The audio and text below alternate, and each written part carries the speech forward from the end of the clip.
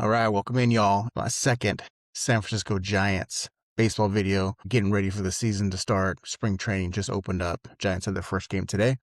Today, we're going to review the outfield. So we'll look at the projected starters and then the guys vying for roster spots. Like in the first video, even year energy, that's what we want. We need to go back to 2010, 12, and 14. Bring that back and dethrone the arch nemesis Los Angeles Dodgers. All right, so we're going to switch screens here and let's talk about our projected 3 starting outfielders. All right, let's start here in left field. We have Elliot Ramos.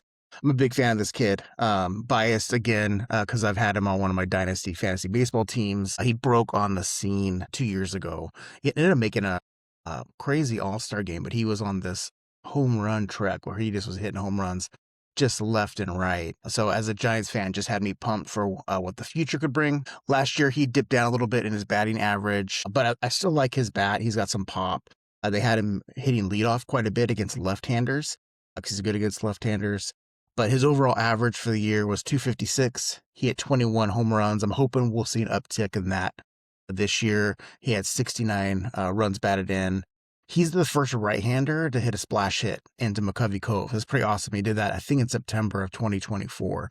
This kid has a lot of power. Defensively, though, oh man, it's like this guy's built for a designated hitter. I'm really hoping he worked on his defense this offseason. He did come into camp just jacked.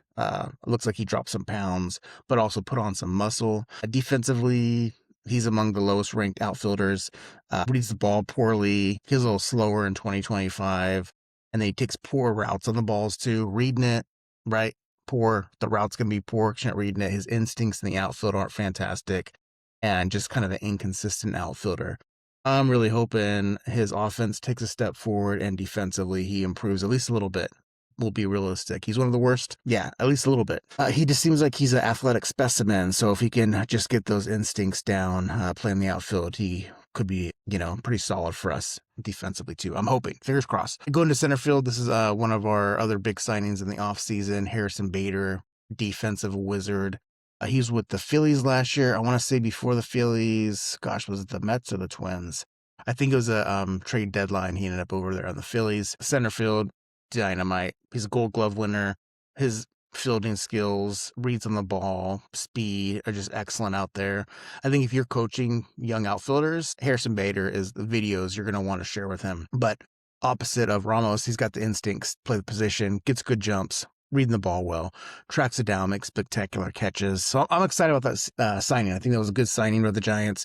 It's a 2-year contract. He's 31 years old. So I think he's got a lot to offer. Hitting-wise, no slouch. 277 last year, so he hit higher than Ramos. He had 17 home runs.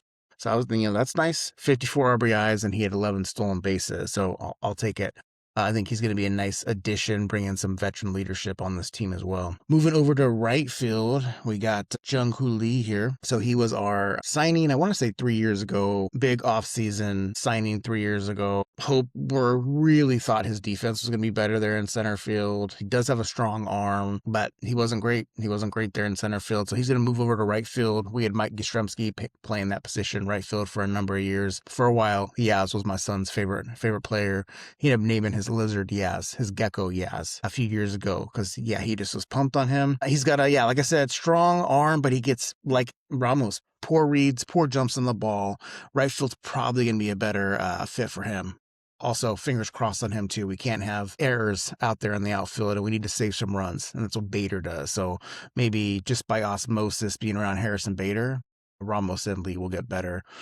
With a bat, low strikeout rate. 13% strikeout rate. That's really good. So having him and Luis Ariz not striking out, that's huge. Good contact hitter. Hits the ball like a line drive style. He does show some extra base pop. If he hits one in that gap between center and right field, that's going to be easy triple for him. And he draws walks and he hits for average. So I do like Lee out there in right field. Looking at our backups, we got a couple guys that are out of minor league options. One of them being Luis Matos. He's young still, man. He's probably 25 or younger.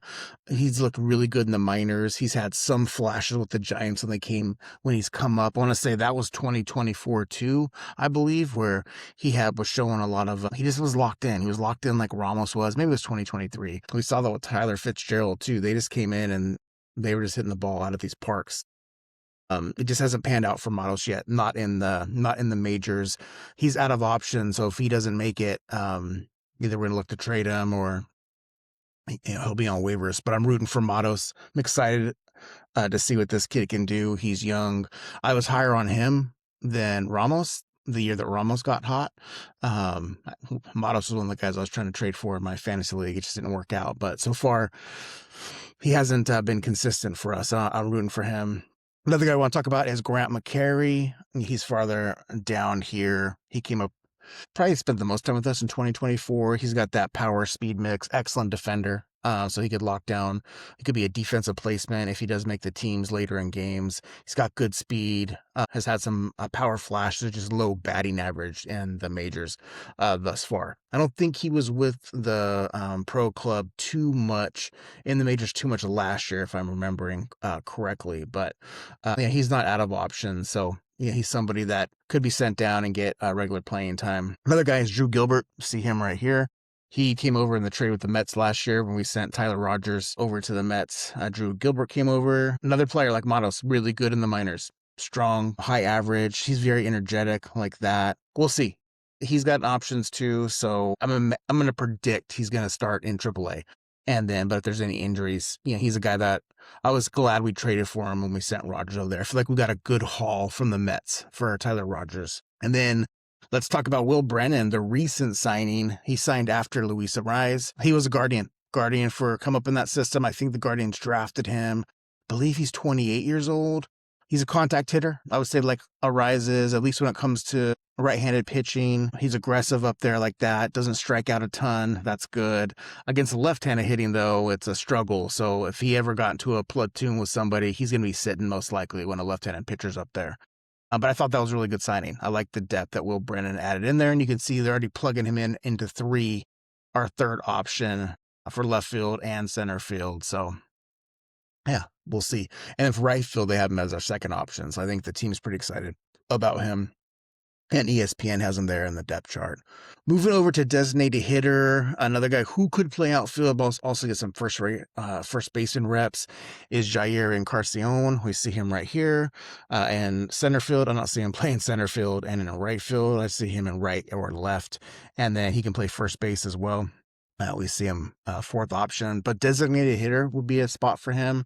He's got big pop. And then last year in the Mexican League, I think he hit 317 and had 19 or 20 home runs, and the Giants signed him right after that. So he's out of options, so he's got to make camp. If not, he's in the same boat with Matos. But I do like his pop and power. Just need him to be consistent.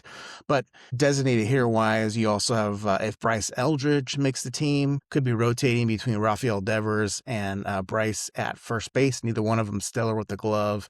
And then I think Luis Arraez is going to get some designated hitter spots too, so that Casey Schmidt can get on the field. But I think this team could surprise some people this year. I like who we have. This outfield makeup, I think, is really good. Probably underrated at this point. If Lee and Ramos can just get better defensively and produce with their bats, I think we're going to have a really strong lineup. But I'm pretty optimistic. But yeah, Ramos is going to be my favorite outfielder of the Giants. Just been following him for a while. But the other guys, Brennan, Matos, Gilbert, Encarnacion, it'll be interesting to see who ends up making the Major League squad to start the season. All right, anyways, y'all, let's keep this positive Giants energy going. Next video, I'll do it next weekend. I think I'll do the starting lineup, project the starting lineup and different options. But be well. Talk to you soon.